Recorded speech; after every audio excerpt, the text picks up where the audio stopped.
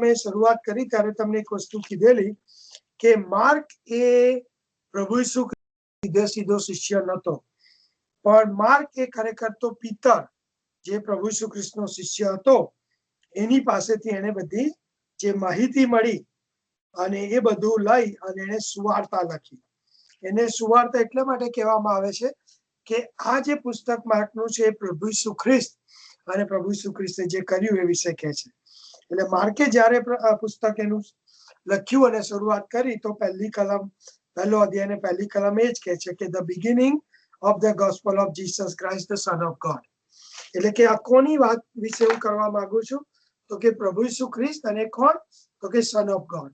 એટલે it's very very important કે આપણે કોઈ પણ પેસેજ આ પુસ્તકમાંથી સ્ટડી કરીએ તો એ મગજમાં રાખીએ કે આપણે આમાંથી કોઈ ચમત્કાર નથી શીખી રહ્યા અથવા તો કોઈ વ્યક્તિએ ચમત્કારો કર્યા એ વ્યક્તિ ચમત્કારી છે એ વિશે નથી શીખી રહ્યા, પણ ખરેખર સન ઓફ ગોડ એટલે સેકન્ડ પર્સન ઓફ ટ્રિનિટી જે છે એ વિશેની સમજ બાઇબલ આપણને આપે છે. અને ઐતિહાસિક છે, એ વાસ્તવિક છે, એ વ્યક્તિ છે. અને મારે જો ખરેખર એમ કે હું સાચી રીતે નવા જન્મના અનુભવમાં આવેલા વ્યક્તિ હોઉં તો પહેલી મારા પ્રાયોરિટી મારા જીવનમાં એ હોય કે હું એને સાચી રીતે ઓળખું અને એની સાથેના સંબંધમાં વધારે ને વધારે વૃદ્ધિ પામું. આપણા સારા કામોથી આપણે ન્યાયી નથી થતા, પણ પ્રભુ ઈસુ ખ્રિસ્તમાં આપણને ન્યાયી ઠરાવવામાં આવ્યા એટલા માટે આપણે સારા કામ કરવાના છે. એટલે એ મગજમાં વધારે ને વધારે તમે બરાબર બેસાડી દો. તમે સારું કરો છો એનાથી તમે ન્યાય નથી, પણ પ્રભુ ઈસુ ખ્રિસ્તમાં તમને ને મને ન્યાય ઠરાવવામાં આવ્યા એટલા માટે આપણે આ જગતમાં એ સાક્ષી આપવાની છે. રાઈટ? ઓકે, હવે માર્કની સુવાર્તા બીજો અધ્યાય આપણે પૂરો કરેલો. હવે ત્રીજો અધ્યાય ને એની 1 થી 11 કલમ 1 થી 12 કલમ તમારામાંથી કોઈ એક જણ વાંચે. માર્કની સુવાર્તા ત્રીજો અધ્યાય ને 1 થી 12 કલમ વાંચો. અને તે ફરી સભાસ્થાનમાં ગયો અને ત્યાં એક માણસ હતો કે જેનો હાથ સુકાઈ ગયેલો હતો, અને વિશ્રામ વારે તે તેને સાજો કરશે કે નહીં તે વિશે તેઓએ તેના પર નજર રાખી, એ માટે કે તેઓ તેના પર દોષ મૂકે. અને પેલા સુકાયેલા હાથવાળા માણસને તે કહે છે કે વચમાં ઊભો થા. અને તે તેઓને કહે છે કે વિશ્રામ વારે સારું કરવું કે માઠું કરવું, જીવને બચાવવો કે તેને મારી નાખવો, કયું ઉચિત છે? પણ તેઓ છાના રહ્યા. અને તેઓના હૃદયની કઠણતાને લીધે તે દિલગીર થઈને ગુસ્સા સહિત તરફ તેઓ ભણી જોઈને તે માણસને કહે છે કે તારો હાથ લાંબો કર. અને તેણે તે લાંબો કર્યો અને તેનો હાથ સાજો થયો. અને શી રીતે તેનો નાશ કરવો તે વિશે ફરોશીઓએ બહાર જઈને તરત હેરોદીઓની સાથે તેની વિરુદ્ધ મનસૂબો કર્યો. અને ઈસુ પોતાના શિષ્યો સુદ્ધા નીકળીને સમુદ્રની પાસે ગયો. અને ગાલિલમાંથી ઘણા લોકો તેની પાછળ ગયા, તેમજ યહૂદિયામાંથી તથા યરૂશાલેમમાંથી તથા અદુમમાંથી તથા યર્દનને પેલે પારથી તથા તૂર તથા સિદોનની આસપાસના ઘણા લોકો તેણે જે કાર્યો કર્યા તે સાંભળીને તેની પાસે આવ્યા. અને લોકથી પોતે દબાય નહીં માટે તેણે ભીડના કારણથી પોતાને સારું હોડી તૈયાર કરી રાખવાનું પોતાના શિષ્યોને કહ્યું, કેમ કે તેણે ઘણાને સાજા કર્યા હતા. અને તેથી જેટલા માંદા હતા તેટલા તેને અડકવા સારું તેના પર તૂટી પડતા હતા. અને અશુદ્ધ આત્માઓએ જ્યારે તેને દીઠો ત્યારે તેઓએ તેને પગે પડીને પોકારી ઉઠ્યા કે તું દેવનો દીકરો છે. અને તેણે તેઓને બહુ તાકીદ કરી કે મને પ્રગટ ન કરો. આમેન. હવે પહેલા આપણે 1 થી 6 કલમ જોઈશું અને પછી બીજો પાઠમાં બાકીની જે કલમો છે. હવે 1 થી 6 કલમ જે તમારા બાઇબલમાં તમે જુઓ અને એની અંદર જે બનાવ બન્યો એ માર્કે ત્યાં નોંધ્યો છે.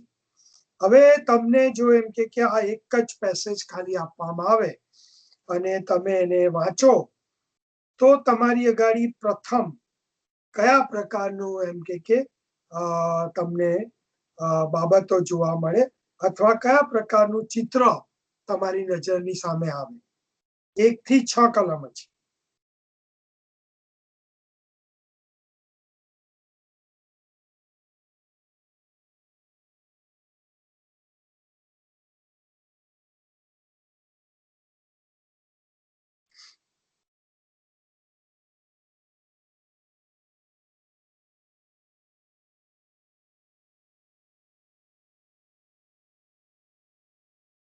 વિશ્રામવારનો દિવસ હતો અને એક સભા સ્થાનમાં ઈસુ જાય છે અને ત્યાં જે સુકાઈ ગયેલો હાથ વાળો છે એને ઈશ્વર સાજો કરે છે અને જે પ્રકારના રૂલ્સ અને રેગ્યુલેશન હતા એની વિરુદ્ધ ફરોશોને એવું લાગે છે કે એમની વિરુદ્ધ ગયા છે એટલે એમને કેવી રીતે એમના પર દોષ મૂકવો એ વિશે લોકો વિચારી રહ્યા છે.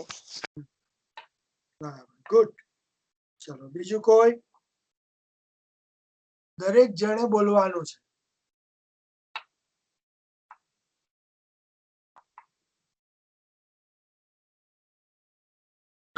ફરોશીઓને એ લોકો મૂસાના નિયમો પાળવામાં ચુસ્ત હતા, બરાબર, અને પ્રભુ પોતે જ વિશ્રામવારના પ્રભુ હતા, એમને જ ખુદ જ આ નિયમો, બરાબર, એટલે એમને વિશ્રામવારના દિવસે સાજાપણું આપ્યું, એથી એ લોકો નારાજ થયા હતા. એટલે નિયમોનો ફોલો કરવા માટે એ લોકો રૂઢિચુસ્ત હતા. બરાબર. સરસ.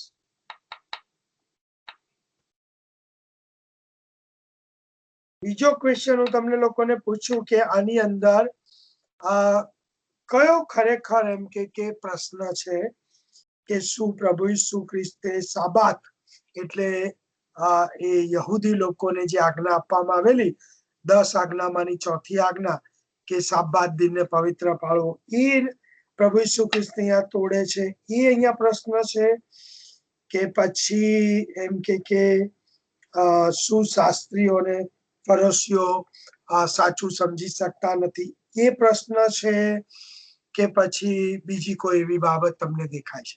કયો મૂળ પ્રશ્ન છે?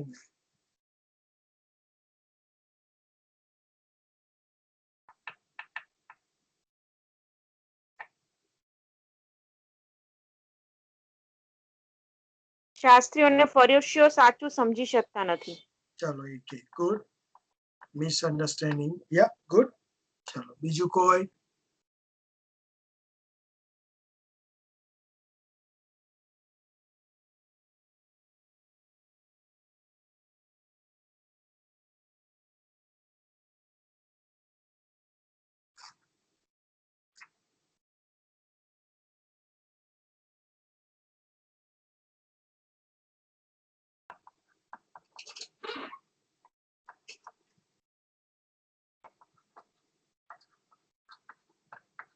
ઈશ્વરે આજે આજ્ઞા આપી હતી એને શાસ્ત્રીઓ અને ફરોશીઓ એ આજ્ઞાને સમજી નથી શકતા. બરાબર, વેરી ગુડ. એટલે એનું જે ઇન્ટરપ્રિટેશન છે એ રોંગ ઇન્ટરપ્રિટેશન કરે છે. બરાબર, વેરી ગુડ.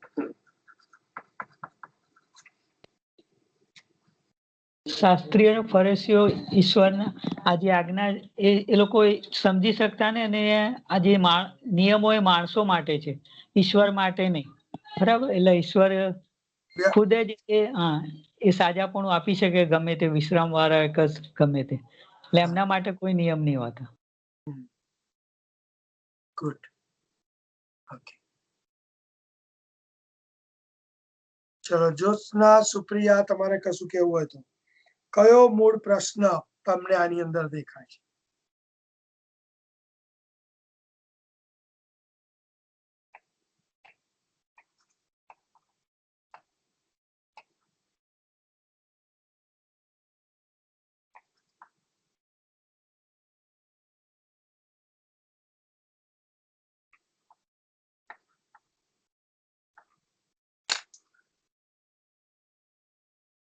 ઓકે, હવે અગેન તમે જુઓ તો માર્કની સુવાર્તા આપણને હંમેશા એ જગ્યા, બરોબર, એની હંમેશા એ વર્ણન કરે છે. અને અહીંયા પણ સિનેગોગ, યહૂદી લોકોનું જે ધર્મ સભાસ્થાન જેને કહેવાય, એને સિનેગોગ કહેવામાં આવે છે.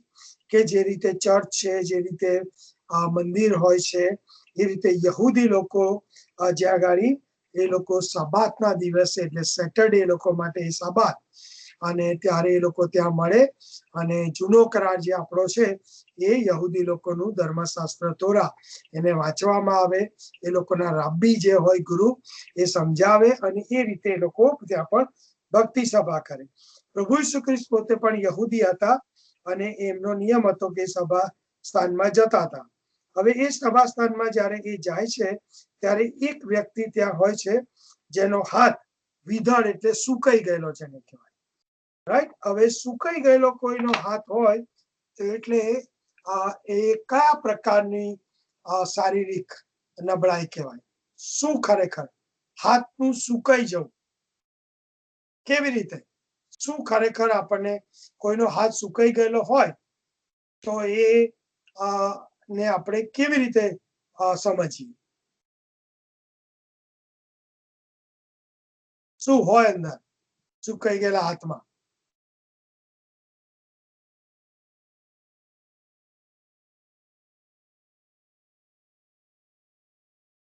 એ હાથ બિલકુલ કામ ના કરે. ચાલો એક હા, બીજું કોઈ?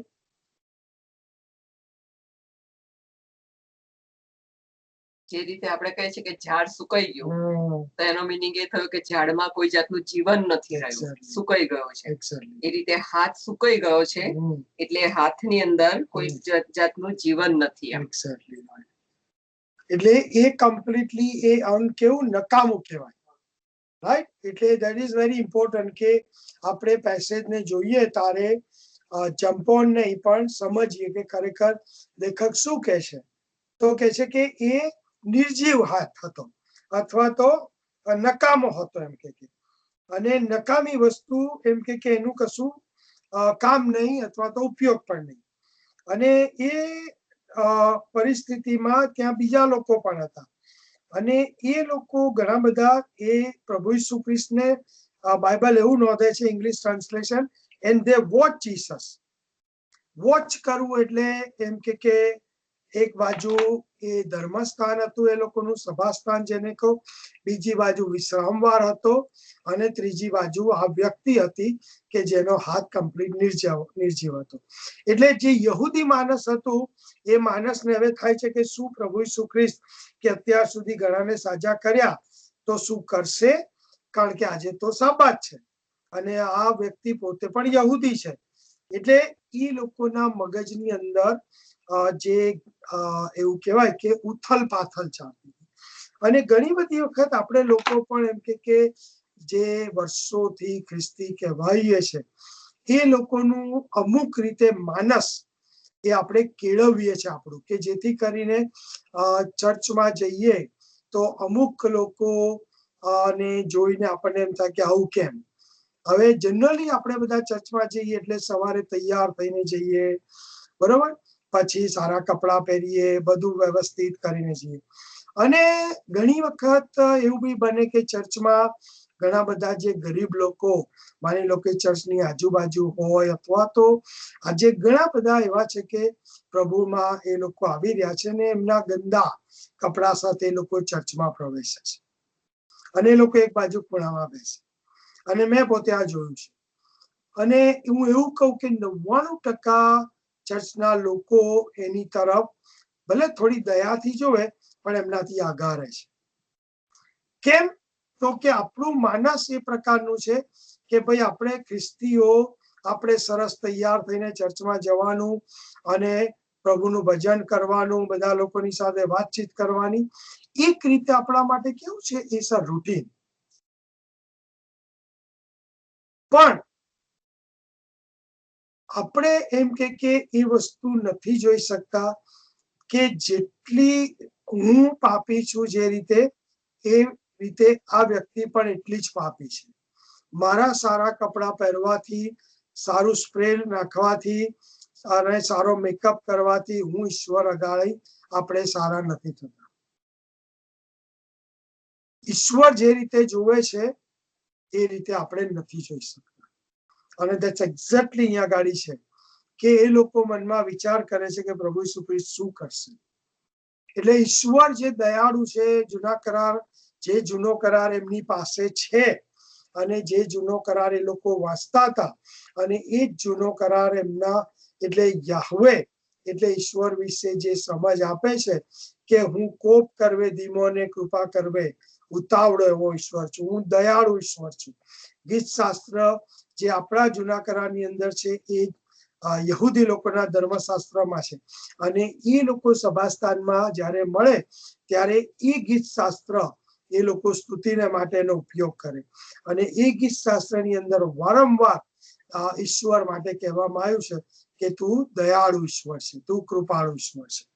એટલે અહીંયા તમે જુઓ તો ખરેખર એ લોકો એને વોચ કરે છે અને એ પ્રભુ ઈસુ ખ્રિસ્ત શું કરશે. એટલે ત્યાં ગાડી ખરેખર ઈશ્વરને સમજવાને બદલે એ લોકોનું આપણા જેવું માનસ હોય છે કે એ ગરીબ વ્યક્તિ મંડળીમાં આવી છે તો પ્રભુ એને પણ પ્રેમ કરે છે અને મને પણ પ્રેમ કરે છે. મારા સારા કુટુંબમાં હું છું ને સારા કપડા પહેરું છું એનાથી ઈશ્વર મારા પર વધારે પ્રેમ કરે એ તદ્દન ખોટી બાબત છે. એના કરતા હું એવું કહું કે જો મારામાં એવું સ્વન્યાયીપણું છે તો ઈશ્વર એમ કે આ જે વ્યક્તિ છે જે ગંદુ છે ભલે એનામાં વાસ આવે છે પણ ઈશ્વર એના પર ખરા અર્થમાં પ્રેમ કરે છે. અને મારા હૃદયની અંદર મારું ન્યાયપણું એ અલ્ટિમેટલી મારું અભિમાન છે અને ઈશ્વર મને ખરેખર તો નકારે છે. This is reality. અને ધેટ્સ એક્ઝેક્ટલી અહીંયા ગાડી આપણે મૂળ પ્રશ્ન જોવાના છીએ અને જોઈ રહ્યા છીએ. એટલે એ લોકોએ શું જોયું કે to see whether he would heal him on the Sabbath so they might accuse him. એટલે કે જો એ સાજાપણું આપે તો અમે એની પર તોહમત મૂકીએ અને એક્યુઝ કરીએ. એટલે બાઇબલ શું બતાવે છે કે એ લોકો વોચ કેમ કરતા હતા તો એની પાછળ એમનો ઇન્ટેન્શન હતો કે એમની પર એ તોહમત મૂકે. એટલે ત્યાં એ ખરેખર જે કેરેક્ટર છે આ લોકોનું એ શેતાનનું કેરેક્ટર બતાવે છે. શેતાનનું એક નામ જે છે જે હિબ્રુ વર્ડ એને એક્યુઝર કહેવામાં આવે છે. અને અય્યુબના પુસ્તકમાં તમે જોશો તો ઈશ્વરની હજુરમાં શેતાન પણ આવે છે અને એ અય્યુબની ઉપર પણ જ્યારે એક્યુઝ કરે છે કે તે એને સાચ્યો છે એટલે તારી સ્તુતિ કરે છે. અને એનું કામ બાઇબલ એના વિશે વર્ણન કરે છે કે એ કન્ટિન્યુઅલી ઈશ્વરના લોકોની ઉપર એ તહમત મૂકે, એક્યુઝ કરે. એનું નામ જ એક્યુઝર છે, કન્ટિન્યુ. એટલે અહીંયા ખરેખર તમે જોઈએ તો ટ્રુ જે પરિસ્થિતિ છે એક બાજુ ઈશ્વર છે, બીજી બાજુ શેતાન છે અને ત્યાં ગાડી એ લડાઈ ચાલે છે. પણ એ લડાઈની અંદર આપણે કઈ તરફ છીએ? શું આપણે એમ કે શેતાનના હાથામ બની અને ઈશ્વરની ગેરસમજમાં, ઈશ્વર વિશે ગેરસમજમાં રહી અને શું લોકો ઉપર એક્યુઝ તહમત મૂકીએ છીએ કે ખરેખર સાચી રીતે ઈશ્વરની સ્તુતિ કરીએ છીએ અને એ વ્યક્તિઓને આપણે પ્રેમ કરીએ છીએ? એટલે અહીંયા જે સુકાઈ ગયેલો હાથ હતો એ વ્યક્તિ ઉપર પ્રેમ દર્શાવવાને માટે, કારણ કે જૂના કરારમાં એમ કે ઈશ્વરે એ લોકોને પણ આજ્ઞા આપી હતી કે તું જેવો તારા પોતા પર એવો તારા પાડોશી પર પ્રેમ કર. એ નવા કરારની એકલી આજ્ઞા નથી. એ જૂના કરારમાં પ્રભુએ એ નિયમ શાસ્ત્ર મૂસાનું આપ્યું એની અંદર એ આજ્ઞા ઈશ્વરે એ લોકોને આપી હતી. એટલે પ્રથમ તો તમે જુઓ તો એ લોકોની અંદર એ ઈશ્વરની આજ્ઞા એ લોકો પાડતા નથી કે જેવો તું તારા પોતા પર પ્રેમ કરે છે તારા પાડોશી પર. એટલે ખરેખર પેલી વ્યક્તિ જે સુકાયેલો હાથ છે એના પર દયા કરવી જોઈએ કે પ્રભુ ઈસુ ખ્રિસ્ત એને સાજાપણું આપે તો કેટલું સારું કે જેથી કરીને મારી પાસે જે બે સાજા હાથ છે એવો હાથ આ વ્યક્તિને પણ મળે. અને this is a very important principal કે જ્યારે પ્રભુ ઈસુ ખ્રિસ્તને પૂછવામાં આવ્યું નવા કરારમાં જે એમ કે સ્ક્રાઇબે કીધું કે સૌથી મોટી આજ્ઞા કઈ? તો પ્રભુ ઈસુ ખ્રિસ્તે જવાબ આપ્યો કે તું તારા દેવ યહોવા પર પૂરા મનથી, પૂરી બુદ્ધિથી, પૂરા હૃદયથી અને પૂરા આત્માથી પ્રીતિ કર. અને બીજી આજ્ઞા કે જેવો તું પોતા પર પ્રેમ કરે છે તેવો તારા પાડોશી પર પ્રેમ કર. હવે હું એમ કહું કે હું ઈશ્વર પર પ્રેમ કરું છું, પણ બાઇબલ કહે છે કે જેને મેં જોયો છે એને હું પ્રેમ નથી કરતો. તો યોહાનની પત્રમાં યોહાન કહે છે કે તો આપણે દેવને પ્રેમ નથી કરતા. એટલે આપણો પ્રેમ ખરેખર દેવ પ્રત્યેનો આપણે ત્યારે જ ખરેખર તો પ્રગટ કરી શકીએ, બતાવી શકીએ કે જ્યારે આપણા પાડોશી પર આપણે પ્રેમ કરીએ. અને ધીસ ઇઝ ફંડામેન્ટલ ઇશ્યુ અહીંયા આગળ છે કે they are not really obeying God's commandment, even though ઈશ્વરની commandment નો ઉપયોગ કરે છે કે સાબાત આ તોડશે કે નહીં, right? They are using God's commandment, but they are breaking God's commandment. અને that's exactly આપણા સમયમાં આપણે લોકો કરીએ છીએ કે આપણે ઈશ્વરની વાતો તો બહુ કરીએ છીએ અને આપણી લાગણીઓમાં બી બહુ બતાવીએ કે ઈશ્વર પર હું તો બહુ પ્રેમ કરું છું, પણ એ આપણા એક્શનમાં નથી દેખાતું. અને that's really proof. યોહાનની સુવાર્તા 15મા અધ્યાયમાં પ્રભુ ઈસુ ખ્રિસ્તે એ જ કીધું, બરાબર, કે તમે બહુ ફળ આપો કે જેથી મારા બાપને મહિમા મળે અને તમે એથી સાબિત કરો કે તમે મારા શિષ્યો છો. એટલે ઇટ્સ વેરી વેરી ઇમ્પોર્ટન્ટ. એટલે અહીંયા ક્વેશ્ચન એ છે કે શું આ લોકો ખરેખર સાચા યહૂદી છે? નો. એટલે પહેલો મૂળ ક્વેશ્ચન તો એ લોકો ખરેખર ટ્રુલી ઈશ્વરની જે આજ્ઞાઓ ઈશ્વરે મોઝીસ મારફતે આપી હતી એમને સમજ્યા પણ નથી અને એ લોકો એ આજ્ઞા પાડતા પણ નથી. અને એના કારણે એ લોકો શું કરે છે કે મિસલેડ થાય છે, અથવા તો જેને કહેવાય કે ખરેખર ઈશ્વરને સાચી રીતે ઓળખતા જ નથી અને પ્રભુ ઈસુ ખ્રિસ્ત ઉપર એ લોકો તહોમત મૂકવા માંગે છે. એમનો ઇન્ટેન્શન એ બદ ઈરાદો જેને કહેવાય, ઇવિલ ઇન્ટેન્શન છે. અને આવા લોકો ખરેખર એનાથી આપણે સાચવવું જોઈએ અને આપણે એ આપણી જાતને પૂછવું કે શું આ ગ્રુપમાં આપણે તો નથી. પરંતુ પ્રભુ ઈસુ ખ્રિસ્ત ઈશ્વરનું કેરેક્ટર અહીંયા જોવાની બહુ જરૂર છે કે ઈશ્વરના ઈરાદા હંમેશા કાયમ રહે છે. નીતિ વચન કહે છે કે many are the plans in man's heart, but the purpose of the God that prevails. ઈશ્વરને કોઈની જરૂર નથી, ઈશ્વરને કોઈના ઓપિનિયનની જરૂર નથી, ઈશ્વરને કોઈની સાબિતીની જરૂર નથી, કશું જ નથી. અને પ્રભુ ઈસુ ખ્રિસ્ત પેલી વ્યક્તિને કહે છે, he said to the man with the withered hand, come here. એને બોલાવે છે, રાઈટ.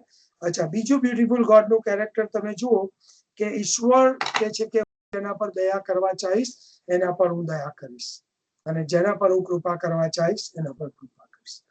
અહીંયા કોઈ જગ્યાએ આપણે એવું નથી જોતા કે એ સુકાઈ ગયેલો હાથ જે હતો એ વ્યક્તિ પોતે એમ કે સામે ચાલીને કહે છે કે તું મને સાચો કર, પણ પ્રભુ એ કૃપા કરે છે.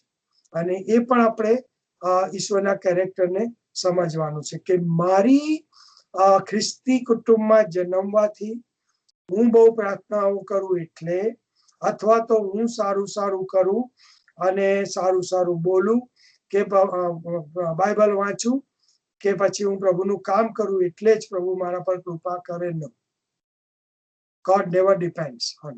It does not mean કે વિશ્વાસી વ્યક્તિ તરીકે આપણે નથી કરવાનું, એ કરવાનું છે, પણ જો આપણે એ સેન્ટરમાં રાખીએ છીએ તો એવું માનીએ છીએ કે ઈશ્વર એના લીધે કરે છે. ન, ઈશ્વરનું એક અદ્ભુત એક કેરેક્ટર હંમેશા મગજમાં રાખવાનું કે ઈશ્વર ફૂલ્લી ઇન્ડિપેન્ડન્ટ ગોડ છે, આપણા પર ડિપેન્ડ નથી. અને અહીંયા એ જોવા મળે છે કે પ્રભુ ઈસુ ખ્રિસ્ત પેલાને કહે છે કમ હિયર, અને he said to them, પેલાને પાસે બોલાવી અને પછી પેલા લોકોને હજુ ઈશ્વર કૃપા આપે છે, પ્રશ્ન પૂછે છે, is it lawful on the Sabbath to do good or to do harm, to save life or to kill? But they were silent. એટલે સાબાતનું જે ખરેખર તમને કહું કે જે લાસ્ટ ટાઈમ મેં સમજાવ્યું કે true meaning of Sabbath, what is Sabbath? એ સબેટ જે હિબ્રુ વર્ડ છે એનો મન થાય છે ટુ સીઝ, અથવા તો એ સ્ટોપ કરવું, અથવા તો એક જે કામ આપણે રૂટીન કરતા હોય એમાંથી આપણે સ્ટોપ થઈને રેસ્ટ લેવું. જેમ કે ઈશ્વરે પોતે 6 દિવસમાં આખું ક્રિએશન કર્યું ને પછી એ સ્વસ્થ રહ્યા, એ રીતે ઈશ્વરે માણસને સ્વસ્થ રહેવાના માટે એ અઠવાડિયાનો એક દિવસ એ નિયમ આપ્યો અને એમણે પોતે પણ એ નિયમ પોતે પહેલા પાડ્યો. એટલે આપણા માટે જરૂરી છે કે આપણે એ પ્રમાણે જોઈએ. પણ એ સાબાતના દિવસે કેવું છે કે એ વ્યક્તિગત, એ મેન્ટલ, એ સ્પિરિચ્યુઅલ રેસ્ટની વાત છે, ત્યાં કામની વાત નથી, બરાબર. કારણ કે આદમ અને હવાને ઈશ્વરે બનાવ્યા અને એદનવાડીમાં જ્યારે મૂક્યા ત્યારે ઈશ્વરે બીજો અધ્યાય અને તેમાં તમે 15મી કલમથી જુઓ તો એને ખેડવાને આપ્યું. એટલે એવું એને બધું મેનેજ કરવાનું હતું ત્યાં. અને એની અંદર કેવું હતું કે 7મા દિવસે એ લોકોએ સ્વસ્થ રહેવાનું, રેસ્ટ કરવાનું હતું. પણ ત્યાં ધારો કે એદનવાડીની અંદર જે જરૂરી હોય એ કરી શકે. એટલે એવું નહોતું કે એ ગુલામીમાં હતો, રાઈટ. એટલે જે સારું કરવાનું જોઈએ એ કરવું જોઈએ. હવે માની લો કે આપણે રવિવારે ચર્ચમાં ગયા અને બાઇબલ કહે છે કે આપણે લોર્ડ્સ ડે સેલિબ્રેટ કરવાનો છે. હવે આપણે ઘરે આવ્યા અને માની લો કે રસ્તામાં એવું કોઈ ગરીબ વ્યક્તિ જોવા મળી કે જેની પાસે 2-3 દિવસથી જેને ખાધું નથી, તો આપણે જો આપણે ખાવાનું બનાવી એને આપીએ છીએ તો એ બાઇબલ અને પ્રભુની નજરની અંદર એ ખરેખર ધન્ય છે. કારણ કે પ્રભુ ઈસુ ખ્રિસ્તે પોતે કીધું કે જ્યારે હું નાગો હતો ત્યારે તમે એમ કે મને કપડાં આપ્યા, જ્યારે હું ભૂખ્યો હતો ત્યારે તમે મને અન્ન આપ્યું, જ્યારે હું જેલમાં હતો ત્યારે તમે મુલાકાત લીધી.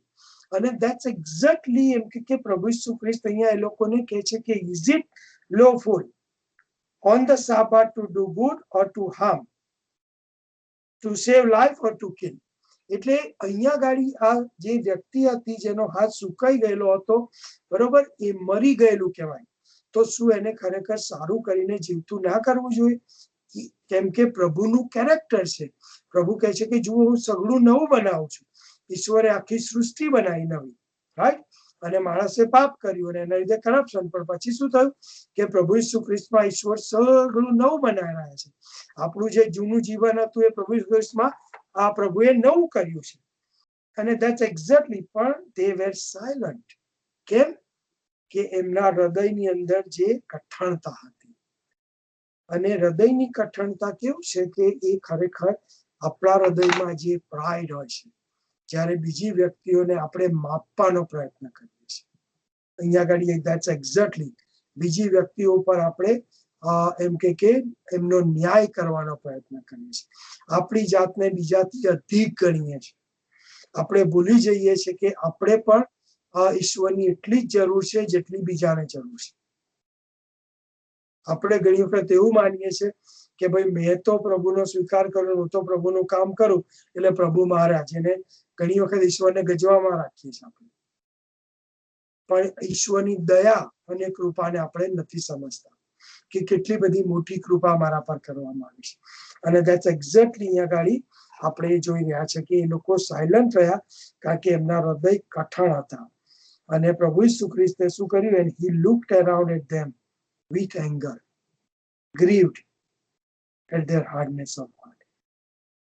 પહેલું તો પ્રભુ ઈસુ ખ્રિસ્તે એમની તરફ ગુસ્સાથી જોયું. હવે બીજો એક કેરેક્ટર ઈશ્વરનું શીખવાની બહુ જરૂર છે. અને જે ખ્રિસ્તી લોકો છે ખાસ કરીને એ લોકોએ આ વસ્તુમાં બહુ મોટી ભૂલ કરી છે. અને એમાં છેલ્લા વર્ષોથી જે રીતે પ્રીચિંગ અને ટીચિંગ આપવામાં આવ્યું એમાં એક જ વસ્તુ કહેવામાં આવી કે દેવ પ્રેમ છે, દેવ પ્રેમ છે, દેવ પ્રેમ છે. અને સાચું છે. પણ એ ક્યારેય ના કહેવામાં આવ્યું કે દેવ પવિત્ર છે, દેવ ન્યાયી છે અને દેવ એમને ક્રોધ આવે છે. એ પાપ તરફ એમ કે ભયંકર એમને એંગર થાય છે. અને બાઇબલની અંદર એમનું જો આ કોઈ કેરેક્ટર થ્રુ આઉટ જોવા મળતું હોય તો એ God is full of anger. કેમ? તો કે આપણે જે રીતે પાપ કરીએ છીએ અને પાપને કારણે એ બહુ એંગ્રી છે. હવે આદમ અને હવાને ઈશ્વરે ઉત્પન્ન કર્યા પોતાની ઇમેજ અને લાઇકનેસમાં. હવે જ્યારે એમણે પાપ કર્યું અને જો ઈશ્વરને ફક્ત આપણે એમ કે એ દેવ પ્રેમ છે એટલું જ લઈને સમજીએ તો આદમ ને હવાને માટે ઈશ્વરે શું કરવું જોઈએ? ઈશ્વર એકલા ખાલી પ્રેમાળ જ હોય તો આદમ અને હવાને ઈશ્વરે શું કરવું જોઈએ પાપ કર્યા પછી? એમણે તો એકલું ફળ જ ખાધું હતું. એદનવાડીમાં જ રાખવા જોઈએ. Exactly right. પણ ઈશ્વરે શું કર્યું? કાઢી મૂક્યા. બરાબર. પછી બંને જણને જે કર્સ આપ્યો, બરાબર, જો દેવ પ્રેમ છે તો એ કર્સ દેવ આપે?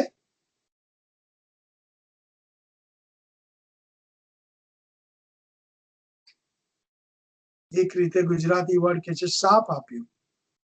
હવે અનયુઝ્યુઅલ લાગે કે દેવ કઈ રીતે શાપ આપ્યો, પણ એ કીધું, સ્ત્રીને કીધું કે તારું ઉદર પણ, તારું જે છે એ તું દુઃખે બાળકને જળશે, હું એટલું બધું વધારીશ કે છે પીડા. બરાબર. પછી કે છે તું તારા પતિને એમ કે મેળવવા માંગીશ, પણ એ તારા પર ધણી પણ કરશે. આદમને કીધું કે તું આખી જિંદગી એમ કે પરસેવો પાડીને રોટલી ખાશે, અને હવે ભૂમિ કે છે કે કાંટા ઉગશે એમાંથી. ઈશ્વરનું જજમેન્ટ હતું એ, તાકી God was angry and God is angry. ઈશ્વરે નરક કેમ બનાવ્યું? ઈશ્વર, આપણે એમ કહે છે કે પ્રેમ, દેવ પ્રેમ છે, તો ઈશ્વરે નરક કેમ બનાવ્યું? ચલો સુપ્રિયા, જ્યોત્સના, કમન.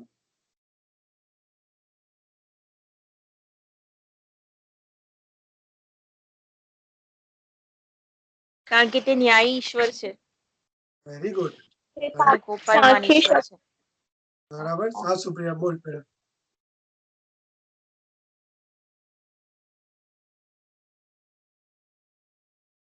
એટલે દૂતોને પણ ઈશ્વરે છોડ્યા નહીં, બાઇબલ કહે છે, રાઈટ? એટલે we need to be very careful ઈશ્વરને કેવી રીતે આપણે ટ્રીટ કરીએ છીએ. ઘણી વખત આપણે ઈશ્વરને છે ને પેલો ભાઈબંધ હોય ને એને ગળે હાથ મૂકી એવી રીતે હાથ મૂકવાનો પ્રયત્ન કરીએ છીએ. We need to be very careful. અને અહીંયા ગાડી તમે જુઓ કે પ્રભુ ઈસુ ખ્રિસ્તે એમ કે આજુબાજુ જોયું અને at them with anger, he was really angry કે જે નિયમો મેં તમને આપ્યા છે અને એ નિયમો આપનાર તમારી વચ્ચે છે, અને એ દેવને તમે ન્યાય કરી રહ્યા છો. કારણ કે તમે તમારા હૃદયમાં પોતાને ન્યાયી ગણો છો, પણ જે ખરો ન્યાયી તમારી આગળ ઉભો છો એની તમને બીક નથી. અને પછી બીજું વાક્ય કહે છે ગ્રીવ્ડ, ગ્રીવિંગ કરવું. ગ્રીવ કરવું એટલે ઈશ્વરને અનુતાપ થાય છે, બાઇબલ ગુજરાતીમાં કહે છે. અને એ ખરેખર વેરી, કારણ કે જ્યારે ઈશ્વર આપણને એમ કે એવી પરિસ્થિતિમાં જોવે છે કે આપણે ઈશ્વરનું વચન જાણતા હોવા છતાં પણ આપણા હૃદયને કઠણ કરીએ છીએ, એનાથી ઈશ્વરને બહુ જ અનુતાપ થાય છે. જે લોકો પાસે ઈશ્વરના વચન નથી, જે લોકોએ પ્રભુ ઈસુ ખ્રિસ્ત વિશે નથી સાંભળ્યું, એમના પ્રત્યે તો ઈશ્વર કોઈક રીતે થોડાક એમ કે કુણા છે જેને કહેવાય. પણ જે સૌથી મોટું જજમેન્ટ કોણ ભોગવવાનું છે? તો આપણે લોકો, જે લોકો વર્ષોથી ચર્ચમાં જાય છે, જે લોકો નાનપણથી સન્ડે સ્કૂલમાં એમ કે પ્રભુ વિશે શીખ્યા છે, અને તેમ છતાં પણ વર્ષો સુધી 40 વર્ષ, 50, 60, 70 એમના હૃદય કઠણના કઠણ જ રહે છે. અને આજે પણ એમ કે ચર્ચની મંડળીની અંદર આવા લોકોથી ચર્ચ ઉભરાઈ ગયેલું છે. અને ધેટ્સ એક્ઝેક્ટલી પ્રભુ ઈસુ ખ્રિસ્તના સમયમાં થયું. અને આજે ઈશ્વરને જો એક વસ્તુ તમને કહી દઉં કે સૌથી વધારે જો સુવાર્તાની જરૂર હોય દુનિયામાં આજે, તો જે ચર્ચમાં જે લોકો જઈ રહ્યા છે ને એમને જરૂર છે. ગિરીશભાઈ જેવી વ્યક્તિઓને તો ઈશ્વર કૃપા આપવાના છે, અને એ લોકોને એમ કે પ્રભુ એમની ઓળખ પૂરી પાડે જ છે. અને 32 વર્ષની મિનિસ્ટ્રીમાં મેં જોયું કે ઘણા બધા હિન્દુ લોકો એ અજાયબ રીતે પ્રભુની ઓળખમાં આવ્યા. પણ એ 32 વર્ષની મિનિસ્ટ્રીમાં હું આટલા વર્ષોથી મહેનત કરું છું, પણ ભાગ્યે જ એક ખ્રિસ્તી વ્યક્તિને સાચી રીતે મેં ઈશ્વરની ઓળખમાં આવતી જોઈ. અને વર્ષોથી એ લોકો વચનો સાંભળે છે, વર્ષોથી બાઇબલ સ્ટડીમાં ભાગ લે છે, બધું, પણ કોઈ બહુ ફરક નહીં હોતો. બહુ ફરક કેટલો આવે છે કે ફક્ત એ લોકો બાઇબલ સ્ટડી, પ્રાર્થનામાં એટલું બાઇબલ વાંચે છે, પણ એમનામાં જે ખરેખર પશ્ચાતાપ હોવો જોઈએ, પાપનું ભાન થવું જોઈએ, એ નથી. ને ધેટ્સ એક્ઝેક્ટલી આ જે શાસ્ત્રીઓ હતા, જે શાસ્ત્રના જાણકાર હતા, નિયમોના જાણકાર હતા, નિયમોનું જ્ઞાન હતું, નિયમો જે લોકોને શીખવતા હતા, પણ એ લોકોમાં હૃદયની કઠણતા. અને આજે મંડળીઓની હાલત એક્ઝેક્ટલી છે, અને આપણે એમાં આવી શકીએ છીએ. એટલે ઇટ્સ વેરી ઇમ્પોર્ટન્ટ કે પ્રભુ ઈસુ ખ્રિસ્ત આપણને કેવી રીતે જુએ છે? શું એ આપણને આવી રીતે એંગર, ગુસ્સામાં છે આપણી પર? એમનો હૃદય એ ગ્રીવ કરે છે આપણને જોઈને? અને એ આપણે વિચારવાનું છે, એ હાર્ડનેસ ઓફ હાર્ટ. અને પછી શું કરે છે કે and say to the man, stretch out your hand. He stretched it out and his hand was restored. પેલી વ્યક્તિને કહે છે તારો હાથ તું લાંબો કર, અને એનો હાથ એ રિસ્ટોર થયો. ઇટ્સ વેરી ઇમ્પોર્ટન્ટ કે પ્રભુ ઈસુ ખ્રિસ્ત પાસે આપણે આપણું એક કઠણ હૃદય એ મૂકીએ, કે જેથી પ્રભુ ઈસુ ખ્રિસ્ત કે જે મરી ગયેલું હૃદય છે, અને મરી ગયેલું હૃદય, પાષાણમય હૃદય એટલે જીવન પણ એ મરણ પામેલું જીવન, કે જેનામાં કશું જીવન છે જ નહીં. જે રીતે એમ કે આ જે સુકાયેલો હાથ હતો, એવી રીતે પાષાણમય કઠણ હૃદય વાળી વ્યક્તિઓ એ સુકાયેલા જીવન કહેવાય. અને બાઇબલ કહે છે કે એ લોકોને એમ કે યોહાનની સુવાર્તા 15મા અધ્યાયમાં કે જે ડાળીઓને ફળ નથી આવતા એ ડાળીને મારો બાપ કાપી નાખે છે અને પછી અગ્નિમાં નંખાય છે. ધીસ ઇઝ એક્ઝેક્ટલી ઘણા બધા જીવનો એ અગ્નિમાં નંખાશે. એટલે આપણે આપણા જીવનને તપાસી, આપણા હૃદયને તપાસી કે શું મારું હૃદય એ કઠણ છે કે એને જોઈ પ્રભુ ઈસુ ખ્રિસ્ત મારા પર ગુસ્સામાં છે? હજુ પણ હું શું કોપના છોકરા તરીકે જીવન જીવું છું, કે પછી સાચી રીતે ઈશ્વરની કૃપા પામેલી વ્યક્તિ કે જેને સુકાયેલું જે જીવન હતું એને સાજું કરવામાં આવ્યું, એ ભરપૂર જીવન પ્રભુ ઈસુ ખ્રિસ્તમાં આપવામાં આવ્યું, અને એ જીવન કે પ્રભુને માટે મહિમા આપનાર છે, કે જે ફળ ઉપજાવે છે. કારણ કે જ્યારે લીલું જે ઝાડ હોય, જે ફળદ્રુપ, બરોબર, એ પ્રભુ ઈસુ ખ્રિસ્ત જે દર્શાવેલો છે એની અંદર જોડાયેલું હોય તો એ ફળ આપે છે. પણ એ ફળ આપણે ત્યારે જ આપી શકીએ કે જ્યારે આપણે પ્રભુ ઈસુ ખ્રિસ્તમાં સાચી રીતે જોડાયેલા હોય. આ સુકાઈ ગયેલા હાથવાળી વ્યક્તિ એ પ્રભુ ઈસુ ખ્રિસ્ત સાથે જોડાઈ, અને જે લોકો શાસ્ત્રના જાણકાર હોવા હતા, આજના ખ્રિસ્તીઓની જેમ, બરોબર, એક રીતે સાચા યહૂદીઓ કહેવાય, એ લોકો એમ કે એમના સુકાયેલા જીવન સાથે જ રહ્યા અને છેવટે અગ્નિની ખાઈમાં ગયા. અને પેલી વ્યક્તિ કે જે કદાચ જાણતી નથી, અભણ હશે, કશું ખબર નહીં હોય, પણ પ્રભુ ઈસુ ખ્રિસ્તે એને કીધું, આજ્ઞા આપી કે કમ હિયર, મારી પાસે આવો, અને એ ગઈ, અને એને એ સુકાયેલો હાથ એનો સાજો થયો, રિસ્ટોર થયો કે છે. એવી રીતે આપણું જીવન પણ સુકાયેલું જીવન છે પ્રભુ ઈસુ ખ્રિસ્ત. પણ આજે પણ પ્રભુ ઈસુ ખ્રિસ્ત એક વસ્તુ કહે છે કે ઓ વૈતરું કરનારા તથા ભારથી લદાયેલા, તમે મારી પાસે આવો અને હું તમને વિશ્રામ આપીશ. પ્રભુ ઈસુ ખ્રિસ્ત એ જ ઈશ્વર છે કે જૂના કરારની અંદર ગીત શાસ્ત્ર 103 અને એની બીજી કલમમાં જે રીતે કીધું છે કે હું તમારો દેવ યહોવા, કે જે તમને સાજાપણું આપનાર દેવ છું. નિર્ગમનનું પુસ્તક 15મા અધ્યાયમાં પ્રભુનું વચન એ જ કહે છે કે હું તમારો એ દેવ છું કે જે તમને સાજો કરે છે, તમને સાજાપણું આપે છે. એટલે આજે પણ ઈશ્વર આપણને હીલ કરે છે, પણ સાચું હિલિંગ શું છે?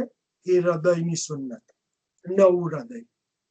જો કઠણ હૃદય સાથે આપણે જીવીએ છીએ, ભલે આઉટવર્ડલી આપણે બધું કરતા હોય, અને બીજા ઘણા લોકો આપણા માટે સારું બી કહેતા હોય કે ભાઈ આ તો કેટલી સરસ પ્રાર્થના કરાવે છે, કેટલું સરસ બીજાઓને આમ કરે છે, પણ ઈશ્વર હૃદયને ઓળખનાર અને પારખનાર છે.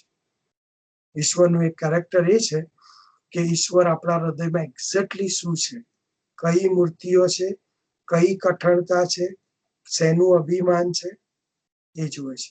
અને જ્યાં સુધી આપણે વધસ્તંભ પાસે જઈ અને પ્રભુ પાસે પોતાને ખાલી નથી કરતા અને સાચો પશ્ચાતાપ નથી કરતા, ત્યાં સુધી આપણા જીવનો પણ સુકાયેલા જ રહેશે. પણ આપણે એ પરિસ્થિતિમાં ના રહીએ એને માટે પ્રભુ પાસે જઈએ. અને પછી એ લોકોએ શું કર્યું? છેવટે પ્રભુ ઈસુ ખ્રિસ્તે આટલો ચમત્કાર કર્યો કે જે અશક્ય હતું. કોઈ રીતે એમ કે સુકાયેલો હાથ એ સાજો ના થાય. અને ઈશ્વર સિવાય જેને કોઈ સાજાપણું ના આપી શકે, યહૂદી લોકોના ધર્મશાસ્ત્રમાં જૂનો કરાર આપણો છે, એમાં યશાયા નું પુસ્તક પણ છે એમની પાસે. અને યશાયા પુસ્તકને 53મા અધ્યાયમાં પ્રભુ ઈસુ ખ્રિસ્ત વિશે લખવામાં આવ્યું છે કે તેના સોળથી આપણને સાજાપણું મળ્યું. રાઈટ. અને એ ઈશ્વર જ્યારે એમ કે ચમત્કાર કર્યો એમની નજરની સામે, પણ એ લોકો એ જ ઈશ્વરને પછી મારી નાખવાને માટે એ લોકોએ મનસૂબો કર્યો. How to destroy. રાઈટ. એ લોકોએ કાઉન્સેલ કર્યું હેરોદિયનની સાથે. હેરોદિયન જે લોકો હતા એ ખરેખર રોમન જે લોકો હતા એ હતા, અને એ લોકો પર રાજ કરતા હતા. એ લોકો જુઓ તમે કે તે પ્રભુ ઈસુ ખ્રિસ્ત માટે યોહાન જે રીતે કહે છે કે તે પોતાનાની પાસે આવ્યો પણ પોતાના એને ઓળખ્યો નહીં. એટલે એ લોકો ખરેખર તો બીજાઓની પાસે ગયા, અને જે પોતાનો તારણહાર જે મસાયાની રાહ જોતા હતા એ મસાયાને જ મારવાના માટે, ડિસ્ટ્રોયને કરવાના માટે એ લોકો ભેગા થયા. અને આજે આપણે એવું કરી શકીએ છીએ. આપણી પોતાની જાતને, આપણા અભિમાનને કારણે, આપણી પ્રતિષ્ઠાને કારણે, આપણું સાચું એ સાબિત કરવાને માટે આપણે નમ્ર નથી થતા, અને જ્યારે એમાં જીવીએ છીએ ત્યારે આપણે એ મનસૂબો બીજાઓની સાથે ભેગા થઈને કરીએ છીએ. ઈશ્વરનું કામ થતું જોઈ અને આનંદ કરવાને માટે આજે લોકો મંડળીના ઘણા મિનિસ્ટ્રીમાં લોકો ઈર્ષા કરે છે અને એ લોકો મનસૂબો કરે છે. એ વ્યક્તિની સામે એ લોકો ઉઠે છે કે જે પ્રભુનું કામ કરતો હોય છે, પણ ખરેખર સાચી રીતે એ લોકો ઈશ્વરના કામને ડિસ્ટ્રોય કરે છે. એટલે હૃદયની કઠણતા ક્યાં ક્યાં લઈ જાય છે, કેટલા પાપ તરફ લઈ જાય છે. એટલે પ્રભુ આપણને એમાંથી બચાવે. એની ક્વેશ્ચન આજની બાઇબલ સ્ટડીમાં, અથવા તો કશું કોઈને શેર કરવું હોય, અને નવા વર્ષમાં પાછા આપણે મળીશું. બરાબર? ફરીથી